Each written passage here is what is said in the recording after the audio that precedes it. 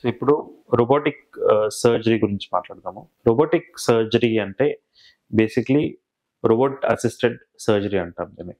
అంటే సర్జన్ ఒక కన్సోల్లో కూర్చొని కంప్యూటర్ లాగా కూర్చొని కంప్యూటర్లో ఏదైతే ఎలా మనం వీడియో గేమ్స్ ఆడతామో అదే విధంగా మనము ఈ ఆర్మ్స్ ఏదైతే లాప్రోస్కోపీలో మనము పోర్ట్స్ పెట్టి అంటే చిన్న చిన్న కణాలు ఇది చేసి హోల్స్ చేసి ఏదైతే మనం పాస్ చేస్తామో లాప్రోస్కోపీ ఇన్స్ట్రుమెంట్స్ పాస్ చేస్తాం, అదే విధంగా రోబోటిక్ ఇన్స్ట్రుమెంట్స్ కూడా దాంట్లో పాస్ చేస్తాం అనమాట. చేసిన తర్వాత ఆ మొత్తం కంట్రోల్ అనేది సర్జన్ తీసుకొని అది సర్జరీ చేస్తాం. అందుకే అది దాన్ని రోబోట్ అసిస్టెడ్ సర్జరీ అంటారు. దీనికి లాప్రోస్కోపీకి ఏం తేడా అంటే బేసిక్లీ ప్రెసిజన్, అంటే చాలా ఎక్కువగా విజన్ చాలా బాగుంటుంది. ఎక్కడైతే మనకు లాప్రోస్కోపీ ద్వారా చాలా కష్టమవుతుందో ఆపరేషన్ చేయడము, especially deep in the pelvis, ఎక్కడైతే నారో స్పేస్ ఉంటుందో అంటే అక్కడ పనిచేయడానికి స్పేస్ లేకపోతే అక్కడ రోబోటిక్ సర్జరీ డెఫినెట్లీ చాలా యూస్ఫుల్ అవుతుంది.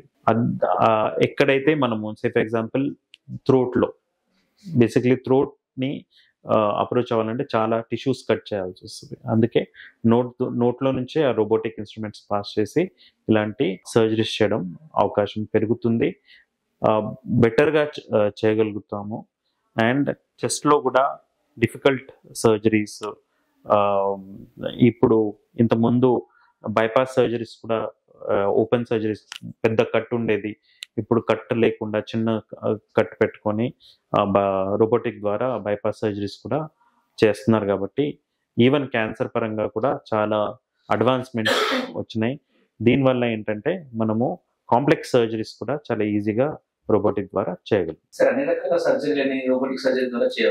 అన్ని రకాల సర్జరీస్ కూడా ఏదైతే లాప్రోస్కోపీ ద్వారా చేయొచ్చో అది ఆ సేమ్ సర్జరీస్ రోబోటిక్ ద్వారా కూడా చేయొచ్చు.